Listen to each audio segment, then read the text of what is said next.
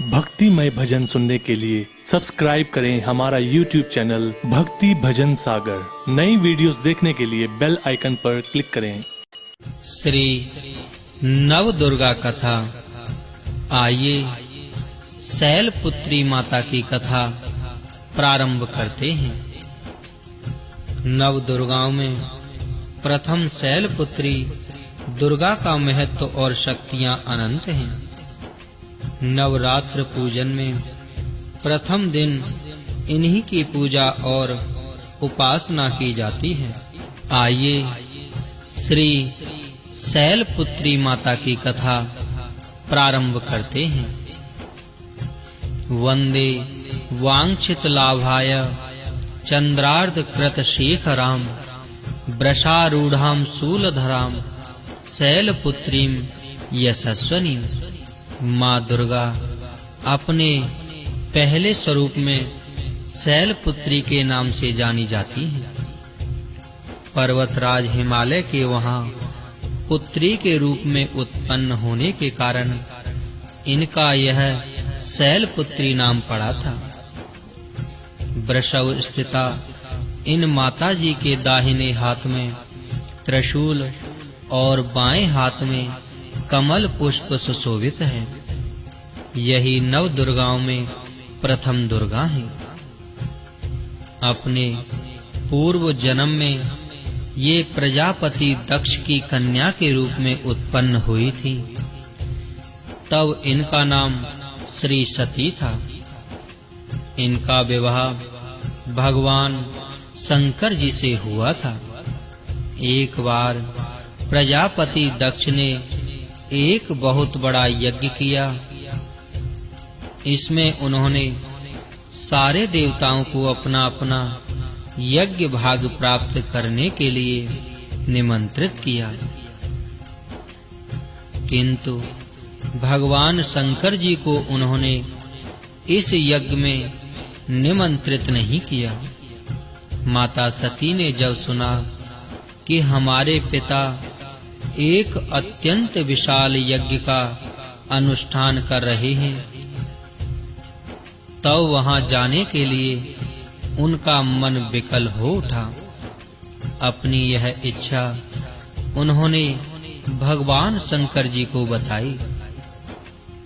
सारी बातों पर विचार करने के बाद उन्होंने कहा, प्रजापति दक्ष किसी कारणवश हमसे रुष्ट हैं। अपने यज्ञ में उन्होंने सारे देवताओं को निमंत्रित किया है। उनके यज्ञ भाग भी उन्हें समर्पित किए हैं, किंतु हमें जानबूझकर नहीं बुलाया है, कोई सूचना तक नहीं भेजी है। ऐसी स्थिति में तुम्हारा वहां जाना किसी प्रकार भी श्रेयस्कर नहीं होगा। भगवान शंकर जी के इस उपदेश से माता सती का प्रबोध नहीं हुआ।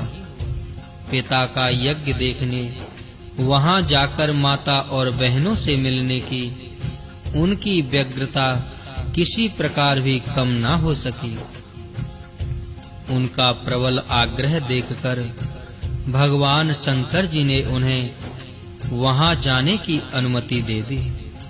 माता सती ने पिता के घर पहुंचकर देखा कि कोई भी उनसे आदर और प्रेम के साथ बातचीत नहीं कर रहा है। सारे लोग मुंह फेरे हुए हैं। केवल उनकी माता ने स्नेह से गले लगाया। बहनों की बातों में व्यंग और उपहास के भाव भरे हुए थे। परिजनों के इस व्यवहार से उनके मन को बहुत क्लेश पहुंचा। उन्होंने यह भी देखा कि वहां चतुर्दिक भगवान श्री शंकर जी के प्रति तिरस्कार का भाव भरा हुआ है। दक्ष ने उनके प्रति कुछ अपमानजनक वचन भी कहे। यह सब देखकर माता सती का हृदय क्षोभ, ग्लानि और क्रोध से संतप्त हो उठा। उन्होंने सोचा, भगवान श्री शंकर जी की बात न मान यहाँ आकर मैंने बहुत बड़ी गलती की है। वह अपने पति त्रोहन भगवान श्री शंकर जी के इस अपमान को सह न सकी। उन्होंने अपने उस रूप को तत्क्षण वहीं योग अग्नि द्वारा जलाकर भस्म कर दिया। वज्रपात के समान इस दारुण दुखद घटना को सुनकर भगवान शंकर जी ने क्रुद्ध हो अपने गणों को भेजकर दक्ष के उस यज्ञ का पूर्णतः विध्वंस करा दिया। माता सती ने योगाग्नि द्वारा अपने शरीर को भस्म कर अगले जन्म में शैलराज हिमालय की पुत्री के रूप में जन्म लिया। इस बार वह शैलपुत्री नाम से विख्यात हुई। माता पार्वती जी हेमवती भी उन्हीं के नाम है। उपनिषद की एक कथा के अनुसार इन्हीं ने हेमवती रूप से देवताओं का गर्भभंजन किया था। शैलपुत्री देवी का विवाह भी भगवान श्री शंकर जी से हुआ। पूर्व जन्म की भांति इस जन्म में भी वह भगवान शिव जी की अर्धांगिनी बनी। इस प्रथम दिन की उपासना में योगी अपने मन को मूलाधार चक्र में स्थित करते हैं। यहीं से उनकी योग साधना का प्रारंभ होता है। जय मां शैलपुत्री। ब्रह्मचारिणी माता। श्री दुर्गा पूजा के दूसरे दिन इन्हीं के स्वरूप की उपासना की जाती है। जय मां ब्रह्मचारिणी। श्री ब्रह्मचारिणी माता। दधानाम कर पद्माभ्याम मक्षमाला कमंडलु देवीं प्रसीदतु मय्या ब्रह्मचारिण्य अनुत्तमा। माँ दुर्गा की 9 शक्तियों का दूसरा स्वरूप ब्रह्मचारिणी का है। यहाँ ब्रह्म शब्द का अर्थ तपस्या है। श्री ब्रह्मचारिणी अर्थात तप की चारिणी, तप का आचरण करने वाली। कहाँ भी है वेदस्तत्वम तपो ब्रह्मा। वेद, तत्व और तप ब्रह्म शब्द के अर्थ हैं। श्री ब्रह्मचारिणी देवी का स्वरूप पूर्ण ज्योतिर्मय एवं अत्यंत भव्य है। इनके दाहिने हाथ में जप की माला एवं बाएं हाथ में कमंडलू रहता है। अपने पूर्व जन्म में जब ये हिमालय के घर पुत्री रूप में उत्पन्न हुई थी, तब देवर्षि नारद जी के उपदेश से इन्होंने भगवान शंकर जी को पति रूप में प्राप्त करने के लिए अत्यंत कठिन तपस्या की थी। इसी दुष्कर तपस्या के कारण इन्हें तपस्चारिणी अर्थात ब्रह्मचारिणी नाम से अभिहित किया गया। 1000 वर्ष उन्होंने केवल फल मूल खाकर व्यतीत किए थे। 100 वर्षों तक केवल शाक पर निर्वाह किया था। कुछ दिनों तक कठिन उपवास रखते हुए खुले आकाश के नीचे और वर्षा धूप के भयानक कष्ट सहे। इस कठिन तपश्चर्या के पश्चात 3000 वर्षों तक केवल जमीन पर टूटकर गिरे हुए बेल पत्रों को खाकर वह अरहिनिश भगवान श्री शंकर जी की आराधना करती रहीं। इसके बाद उन्होंने सूखे बेल पत्रों को भी खाना छोड़ दिया। कई हजार वर्षों तक वह निर्जल और निराहार तपस्या करती रही। पत्तों को भी खाना छोड़ देने के कारण उनका एक नाम अपर्णा भी पड़ गया। कई हजार वर्षों की इस कठिन तपस्या के कारण माता ब्रह्मचारिणी देवी का वह पूर्व जन्म का शरीर एकदम क्षीण हो गया था। वह अत्यंत ही कृशकाय हो गई थी। उनकी यह दशा देखकर उनकी माता मैना अत्यंत दुखित हो उठी। उन्होंने उन्हें उस कठिन तपस्या से विरत करने के लिए आवाज दी, उमा, अरे नहीं, ओ नहीं।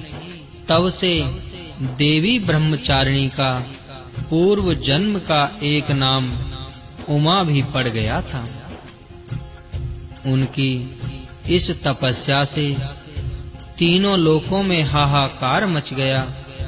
देवता, ऋषि, सिद्धगण, मुनि सभी ब्रह्मचारिणी देवी की इस तपस्या को अभूतपूर्व पुण्य कृत्य बताते हुए उनकी सराहना करने लगे। अंत में पितामह ब्रह्मा जी ने आकाशवाणी के द्वारा उन्हें संबोधित करते हुए प्रसन्न स्वरों में कहा, हे देवी, आज तक किसी ने ऐसी कठोर तपस्या नहीं की थी। ऐसी तपस्या तुम ही से संभव थी। तुम्हारे इस अलौकिक कृत्य की चतुर्दिक सराहना हो रही है। तुम्हारी मनोकामना सर्वतो भावेन परिपूर्ण होगी। भगवान चंद्रमौली श्री शिवजी तुम्हें पति रूप में प्राप्त होंगे। अब तुम तपस्या से विरत होकर घर लौट जाओ। शीघ्र ही तुम्हारे पिता तुम्हें बुलाने आ रहे हैं।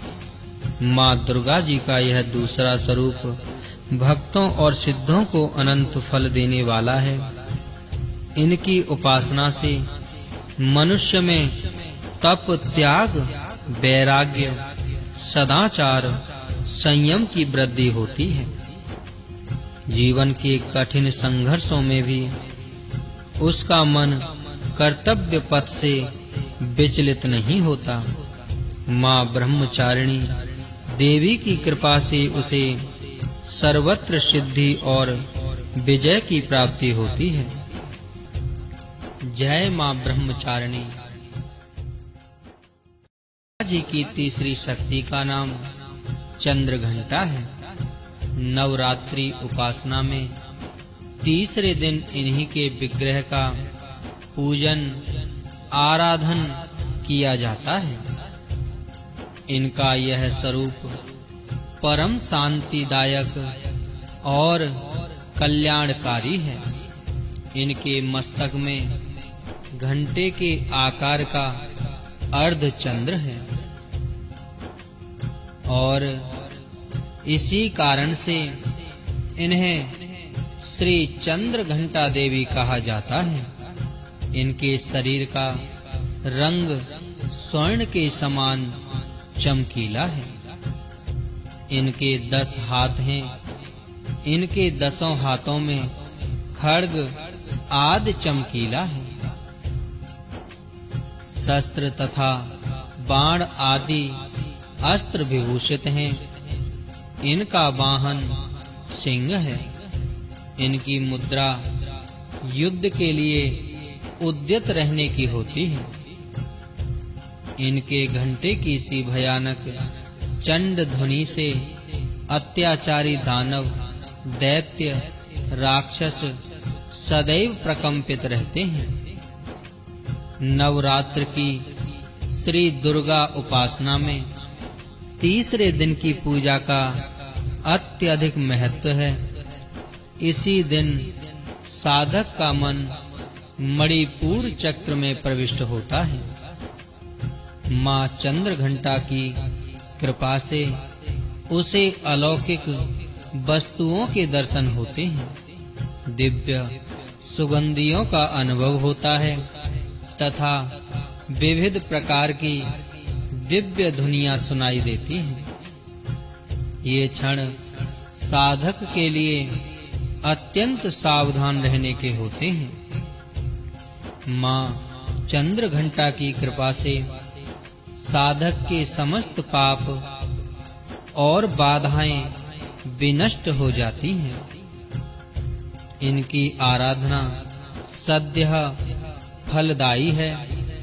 इनकी मुद्रा सदैव युद्ध के लिए अभिमुख रहने की होती है। अतः भक्तों के कष्ट का निवारण ये अत्यंत शीघ्र कर देती हैं। इनका वाहन सिंह है, अतः इनका उपासक सिंह की तरह पराक्रमी और निर्भय हो जाता है। इनके घंटे की ध्वनि सदा अपने भक्तों की प्रेत बाधा आदि से रक्षा करती रहती है। इनका ध्यान करते ही शरणागत की रक्षा के लिए इस घंटे की ध्वनि निनादित हो उठती है। दुष्टों का दमन और विनाश करने में सदैव तत्पर रहने के बाद भी इनका स्वरूप दर्शक और आराधक के लिए अत्यंत सौम्यता एवं शांति से परिपूर्ण रहता है।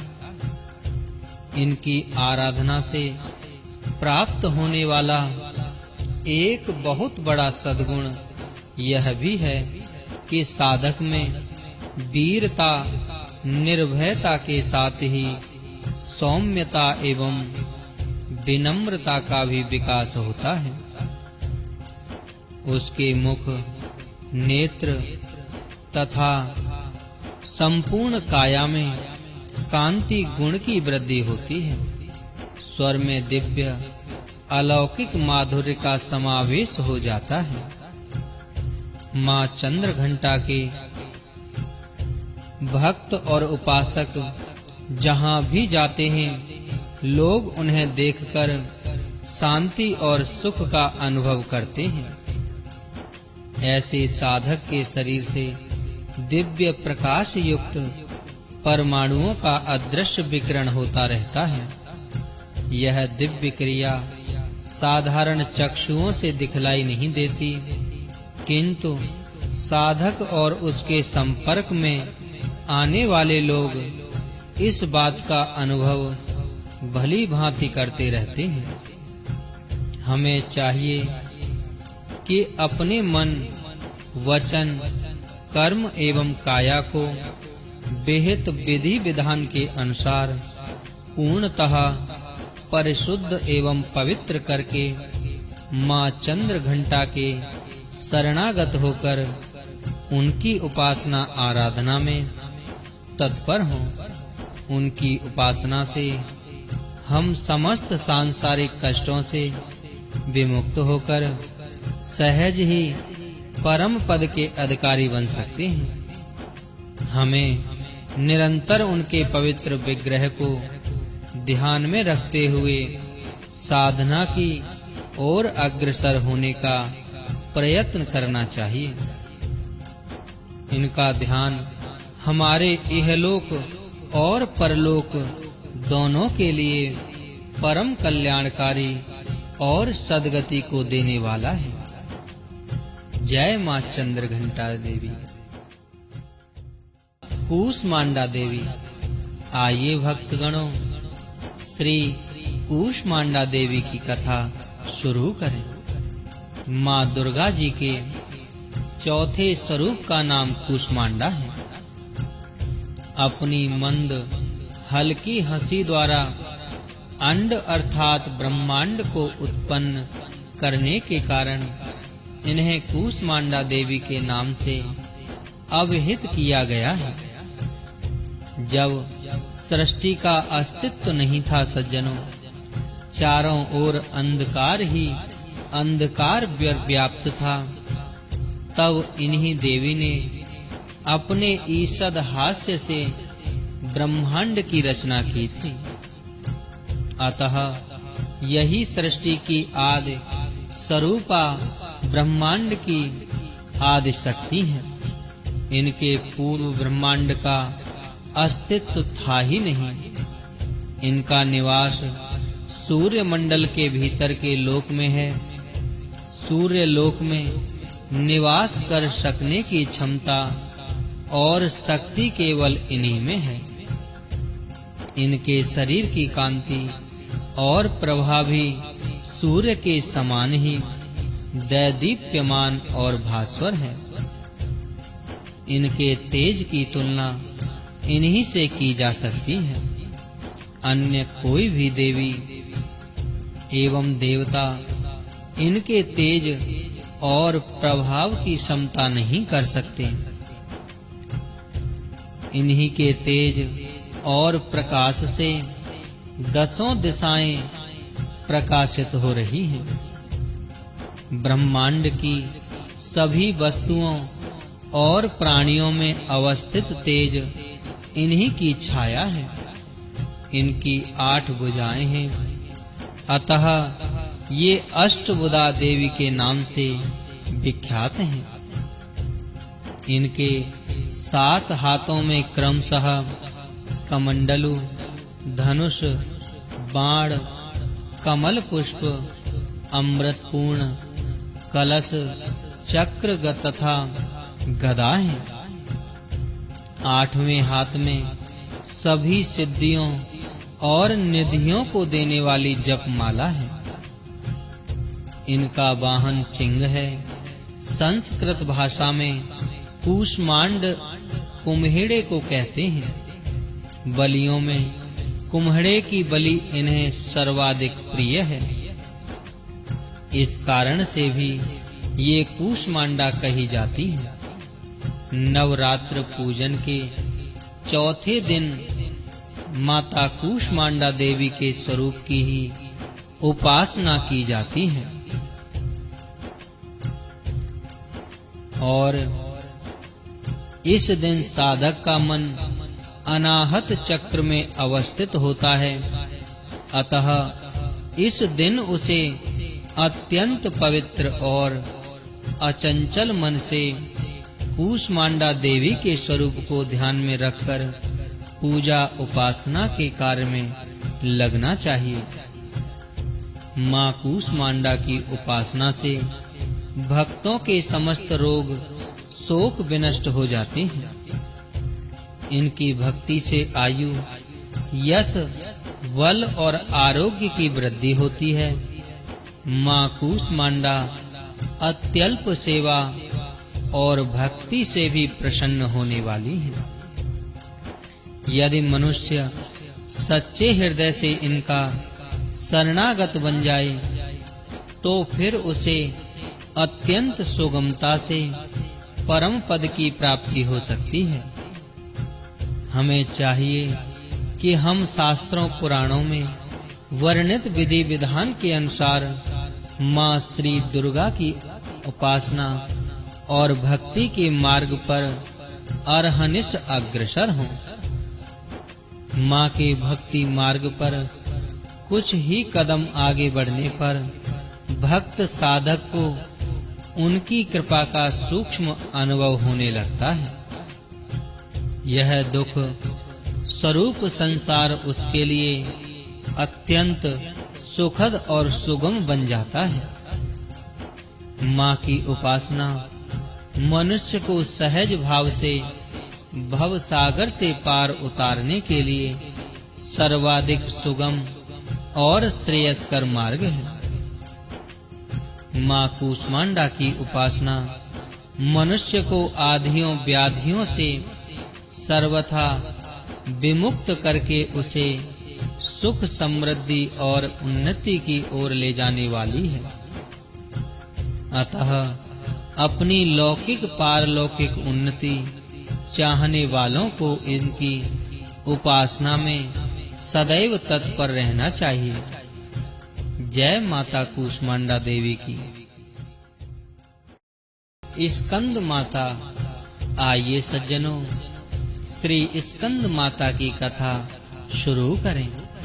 पांचवें स्वरूप को स्कंद माता के नाम से जाना जाता है। ये भगवान स्कंद कुमार कार्त के नाम से भी जाने जाते हैं। ये प्रसिद्ध देवासुर संग्राम में देवताओं के सेनापति बने थे। पुराणों में इन्हें कुमार और शक्तिधर कहकर इनकी महिमा का वर्णन किया गया है। इनका वाहन मयूर है, अतः इन्हें मयूर वाहन के नाम से भी अवहित किया गया है। इन्हीं भगवान स्कंद की माता होने के कारण माँ दुर्गा जी के इस पांचवें स्वरूप को स्कंद माता के नाम से जाना जाता है। इनकी उपासना नवरात्रि पूजा के 5वें दिन की जाती है। इस दिन साधक का मन विशुद्ध चक्र में अवस्थित होता है। इनके विग्रह में भगवान स्कंद जी बाल रूप में इनकी गोद में बैठे होते हैं। श्री स्कंद मातृत्व स्वरूपिणी देवी की 4 भुजाएं हैं। ये दाहिनी तरफ की ऊपर वाली भुजा से भगवान स्कंद को गोद में पकड़े हुए हैं और दाहिनी तरफ की नीचे वाली भुजा जो ऊपर की ओर उठी हुई है उसमें कमल पुष्प हैं। बाईं तरफ की ऊपर वाली भुजा वर मुद्रा में तथा नीचे वाली भुजा जो ऊपर की ओर उठी है उसमें भी कमल पुष्प ली हुई है। इनका वर्ण पूर्णतः शुभ्र है। ये कमल के आसन पर विराजमान रहती हैं। इसी कारण से इन्हें पद्मासना देवी भी कहा जाता है। सिंह भी इनका वाहन है। नवरात्र पूजन के 5वें दिन का शास्त्रों में पुष्कल महत्व बताया गया है। इस चक्र में अवस्थित मन वाले साधक की समस्त बाह्य क्रियाओं एवं चित्त वृत्तियों का लोप हो जाता है। वह विशुद्ध चैतन्य स्वरूप की ओर अग्रसर होता रहता है। उसका मन समस्त लौकिक, सांसारिक, मायिक बंधनों से विमुक्त होकर पद्मासना मां स्कंद माता के स्वरूप में पूर्णतः तल्लीन होता है। इस समय साधक को पूर्ण सावधानी के साथ उपासना की ओर अग्रसर होना चाहिए। उसे अपनी समस्त ध्यान वृत्तियों को एकाग्र रखते हुए साधना के पथ पर आगे बढ़ना चाहिए। मां स्कंद माता की उपासना से भक्त की समस्त इच्छाएं पूर्ण हो जाती हैं।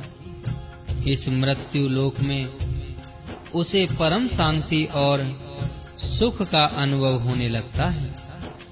उसके लिए मोक्ष का द्वार स्वयं सुलभ हो जाता है। श्री स्कंद माता की उपासना से बाल रूप स्कंद भगवान की उपासना भी स्वयमेव हो जाती है। यह विशेषता केवल इन्हीं को प्राप्त होती है। अतः साधक को स्कंद माता की उपासना की ओर विशेष ध्यान देना चाहिए। सूर्य मंडल की अधिष्ठात्री देवी होने के कारण इनका उपासक अलौकिक तेज एवं कांति से संपन्न हो जाता है। एक अलौकिक प्रभा मंडल अदृश्य भाव से सदैव उसके चतुर्दिक पर व्याप्त रहता है। यह प्रभा मंडल प्रतिक्षण उसके योग क्षेम का निर्वहन करता रहता है। अतः हमें एकाग्र भाव से मन को पवित्र रखकर मां की शरण में आने का प्रयत्न करना चाहिए। इस घोर भव सागर के दुखों से मुक्ति पाकर मोक्ष का मार्ग सुलभ बनाने का इससे उत्तम उपाय दूसरा नहीं है। जय मां स्कंद माता की जय। आइए भक्तगणों, श्री कात्यायनी देवी की कथा शुरू करें। मां दुर्गा के छठवें स्वरूप का नाम कात्यायनी है। इनका कात्यायनी नाम से पढ़ने की कथा इस प्रकार है। कत नामक एक प्रसिद्ध महर्षि थे। उनके पुत्र ऋषि कात्य हुए। इन्हीं कात्य के गोत्र में विश्व प्रसिद्ध महर्षि कात्यायन उत्पन्न हुए थे। इन्होंने मां भगवती पराम्बा की उपासना करते हुए बहुत वर्षों तक बड़ी कठिन तपस्या की थी। उनकी इच्छा थी कि मां भगवती उनके घर पुत्री के रूप में जन्म लें। मां भगवती ने उनकी यह प्रार्थना स्वीकार की।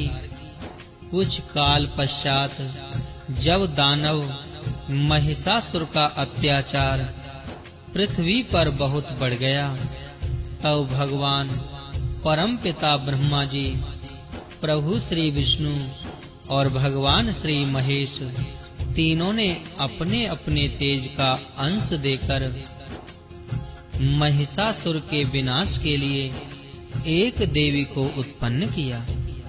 महर्षि कात्यायन ने सर्वप्रथम इनकी पूजा की। इसी कारण से यह कात्यायनी कहलाई। ऐसी भी कथा मिलती है कि ये महर्षि कात्यायन के वहां पुत्री रूप से उत्पन्न भी हुई थी। आश्विन कृष्ण चतुर्दशी को जन्म लेकर शुक्ल सप्तमी, अष्टमी तथा नवमी तक 3 दिन इन्होंने कात्यायन ऋषि की पूजा ग्रहण कर दसवीं को महिषासुर का वध किया था। मां कात्यायनी अमोघ फलदायिनी है।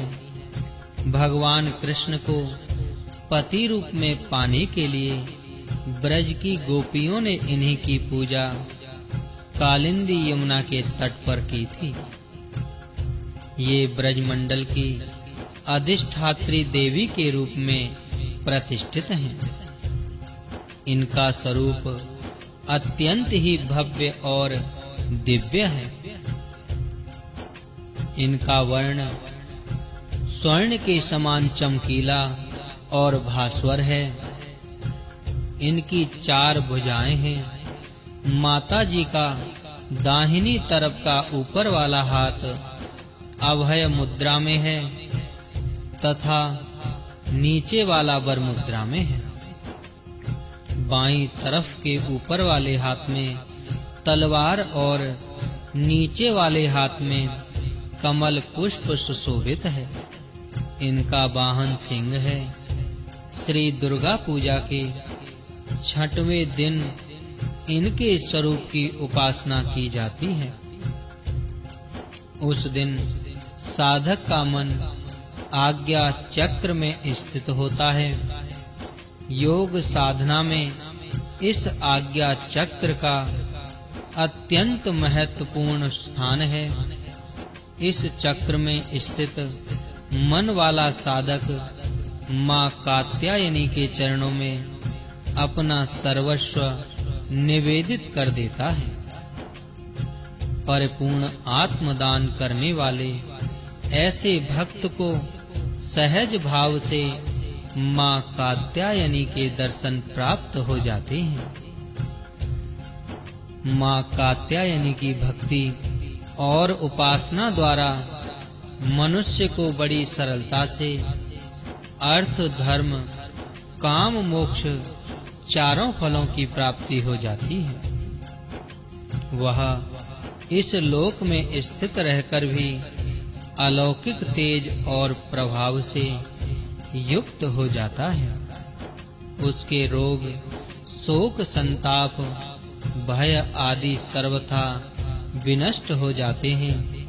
जन्म जन्मांतर के पापों को विनष्ट करने के लिए मां की उपासना से अधिक सुगम और सरल मार्ग दूसरा नहीं है।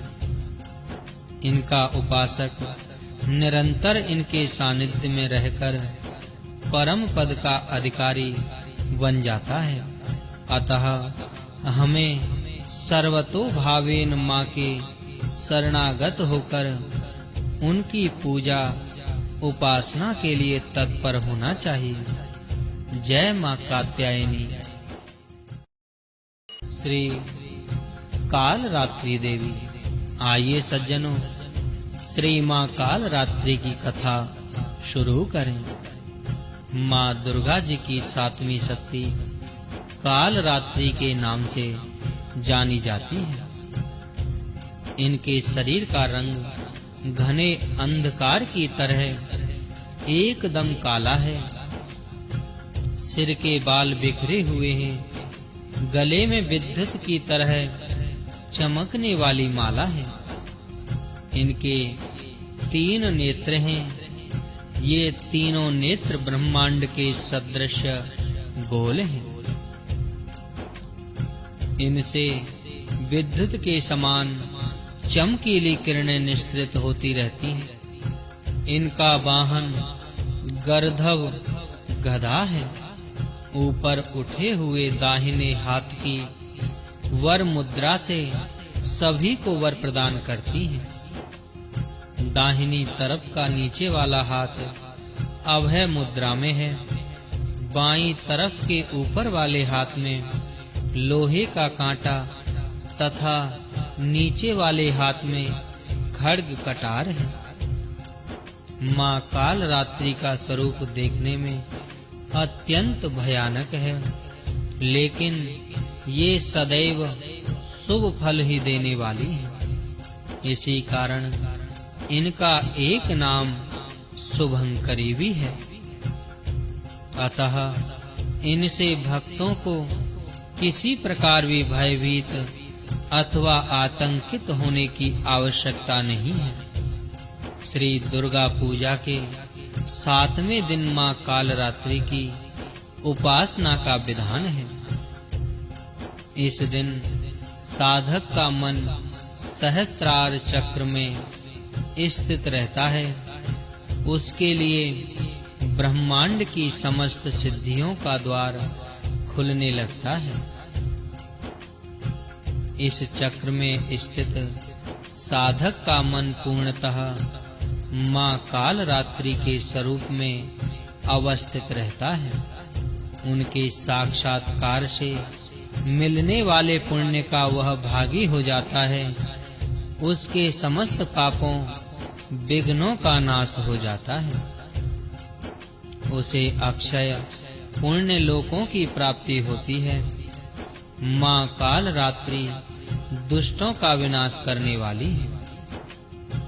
दानव, दैत्य, राक्षस, भूत प्रेत आदि इनके स्मरण मात्र से ही भयभीत होकर भाग जाते हैं।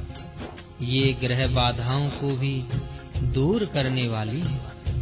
इनके उपासकों को अग्नि भय, जल भय, जंतु भय, शत्रु भय, रात्रि भय आदि कभी नहीं होते।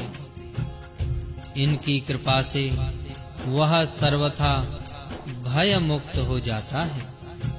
माँ कालरात्रि के स्वरूप विग्रह को अपने हृदय में अवस्थित करके मनुष्य को एक निष्ठ भाव से उनकी उपासना करनी चाहिए। यम नियम संयम का उसे पूर्ण पालन करना चाहिए। मन वचन काया की पवित्रता रखनी चाहिए। वह शुभंकरी देवी है। उनकी उपासना से होने वाले शुभों की गणना नहीं की जा सकती। हमें निरंतर उनका स्मरण और ध्यान पूजन करना चाहिए। जय माँ कालरात्रि। महा गौरी माता।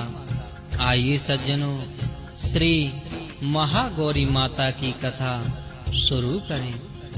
माँ दुर्गा जी की 8वीं शक्ति का नाम महागौरी है। इनका वर्ण पूर्णतः गौर। इस गौरता की उपमा शंख चक्र और चंद्र कुंद के फूल से दी गई है। इनकी आयु 8 वर्ष की मानी गई है। 8 वर्षा भवेद गौरी। इनके समस्त वस्त्र एवं आभूषण आदि भी श्वेत हैं। इनकी 4 भुजाएं हैं। इनका वाहन वृषभ है। इनके ऊपर के दाहिने हाथ में अभय मुद्रा और नीचे वाले दाहिने हाथ में त्रिशूल है। ऊपर वाले बाएं हाथ में डमरू और नीचे के बाएं हाथ में वरमुद्रा। इनकी मुद्रा अत्यंत शांत है। अपने श्री पार्वती रूप में इन्होंने भगवान श्री शिव जी को पति रूप में प्राप्त करने के लिए बड़ी कठोर तपस्या की थी।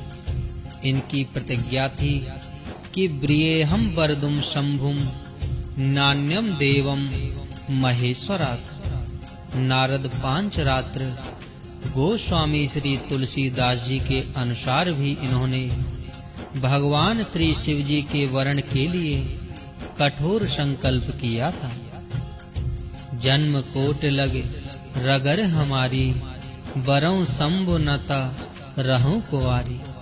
इस कठोर तपस्या के कारण इनका शरीर एकदम काला पड़ गया। इनकी तपस्या से प्रसन्न और संतुष्ट होकर जब भगवान शिव ने इनके शरीर को श्री गंगा जी के पवित्र जल से मलकर धोया, तब वह विद्युत प्रभा के समान अत्यंत कांतिमान गौर हो उठा। तभी से इनका नाम महागौरी पड़ा। श्री दुर्गा पूजा के 8वें दिन महागौरी उपासना का विधान है। इनकी शक्ति अमोघ और सद्य फलदायिनी है। इनकी उपासना से भक्तों के सभी कलमश धुल जाते हैं। उसके पूर्व संचित पाप भी विनष्ट हो जाते हैं। भविष्य में पाप संताप दैन्य दुख उसके पास कभी नहीं आते। वह सभी प्रकार से पवित्र और अक्षय पुण्यों का अधिकारी हो जाता है। माँ महागौरी का ध्यान स्मरण पूजन आराधन भक्तों के लिए सर्वविध कल्याणकारी है। हमें सदैव इनका ध्यान करना चाहिए। इनकी कृपा से अलौकिक सिद्धियों की प्राप्ति होती है। मन को अनन्य भाव से एक निष्ठ कर मनुष्य को सदैव इनके ही पादार बिंदों का ध्यान करना चाहिए। ये भक्तों का कष्ट अवश्य ही दूर करती हैं। इनकी उपासना से आर्त जनों के असंभव कार्य भी संभव हो जाते हैं। अतः इनके चरणों की शरण पाने के लिए हमें सर्वविध प्रयत्न करना चाहिए। पुराणों में इनकी महिमा का प्रचुर आख्यान किया गया है। ये मनुष्य की वृत्तियों को सत की ओर प्रेरित करके असत का विनाश करती है। हमें प्रवृत्ति भाव से सदैव इनका शरणागत बनना चाहिए। जय मां महागौरी। माता सिद्धिदात्री। आइए भक्तगणों, माता सिद्धिदात्री की कथा शुरू करें। माँ दुर्गा जी की 9वीं शक्ति का नाम सिद्धिदात्री है। ये सभी प्रकार की सिद्धियों को देने वाली हैं। मार्कंडेय पुराण के अनुसार अणिमा, महिमा, गरिमा, लघिमा, प्राप्ति, अकाम्य, प्रकाम्य, ईशत्व और वशित्व, ये 8 सिद्धियां होती हैं। ब्रह्म वैवर्त पुराण के श्री कृष्ण जन्म खंड में यह संख्या 18 बताई गई है। इनके नाम इस प्रकार हैं: अणिमा, लघिमा, प्राप्ति, प्रकाम्य, महिमा, ईशुत्व, वाशित्व सर्व कामना वशायता, सर्वज्ञत्व, दूर श्रवण, परकाय प्रवेशन, वाक सिद्धि, कल्प वृक्षत्व, सृष्टि संहार करण सामर्थ्य, अमरत्व, सर्वन्यायकत्व, भावना सिद्ध। माँ सिद्धिदात्री भक्तों और साधकों को ये सभी सिद्धियां प्रदान करने में समर्थ हैं। देवी पुराण के अनुसार भगवान शिव ने इनकी कृपा से ही इन सिद्धियों को प्राप्त किया था। इनकी अनुकंपा से भगवान शिव का आधा शरीर देवी का हुआ था। इसी कारण से वह लोक में अर्धनारीश्वर नाम से प्रसिद्ध हुए। माँ सिद्धिदात्री 4 भुजाओं वाली हैं। इनका वाहन सिंह है। ये कमल पुष्प पर भी आसीन होती हैं। इनकी दाहिनी तरफ के नीचे वाले हाथ में चक्र, ऊपर वाले हाथ में गदा तथा बाईं तरफ के नीचे वाले हाथ में शंख और ऊपर वाले हाथ में कमल पुष्प है। नवरात्र पूजन के 9वें दिन इनकी उपासना की जाती है। इस दिन शास्त्रीय विधि विधान और पूर्ण निष्ठा के साथ साधना करने वाले साधक को सभी सिद्धियों की प्राप्ति हो जाती है। सृष्टि में कुछ भी उसके लिए अगम्य नहीं रह जाता। ब्रह्मांड पर पूर्ण विजय प्राप्त करने की सामर्थ्य उसमें आ जाती है। प्रत्येक मनुष्य का यह कर्तव्य है कि वह माँ सिद्धिदात्री की पूजा, कृपा प्राप्त करने का निरंतर प्रयत्न करे। उनकी आराधना की ओर अग्रसर हों। इनकी कृपा से अनंत दुख रूप संसार से निर्लिप्त रहकर सारे सुखों का भोग करता हुआ वह मोक्ष को प्राप्त कर सकता है। नव दुर्गाओं में माँ सिद्धिदात्री अंतिम है। अन्य 8 दुर्गाओं की पूजा उपासना शास्त्रीय विधि विधान के अनुसार करते हुए भक्त दुर्गा पूजा के 9वें दिन इनकी उपासना में प्रवृत्त होते हैं। इन सिद्धिदात्री माँ की उपासना पूर्ण कर लेने के बाद भक्तों और साधकों की लौकिक पारलौकिक सभी प्रकार की मनोकामनाओं की पूर्ति हो जाती है। लेकिन सिद्धिदात्री माँ के कृपा पात्र भक्त के भीतर कोई ऐसी कामना शेष नहीं बचती जिसे वह पूर्ण करना चाहे। वह सभी सांसारिक इच्छाओं, आवश्यकताओं और स्पृहाओं से ऊपर उठकर मानसिक रूप से माँ भगवती के रूप दिव्य लोकों में विचरण करता हुआ उनके कृपा रस पीयूष का निरंतर पान करता हुआ विषय भोग शून्य हो जाता है। माँ भगवती का परम सानिध्य ही उसका सर्वस्व हो जाता है। इस परम पद को पाने के बाद उसे अन्य किसी भी वस्तु की आवश्यकता नहीं रह जाती। माँ के चरणों का यह सानिध्य प्राप्त करने के लिए हमें निरंतर नियमनिष्ठ रहकर उनकी उपासना करनी चाहिए। माँ भगवती का स्मरण, ध्यान, पूजन हमें इस संसार की असारता का बोध कराते हुए वास्तविक परम शांतिदायक अमृत पद की ओर ले जाने वाला है। माँ सिद्धिदात्री की जय।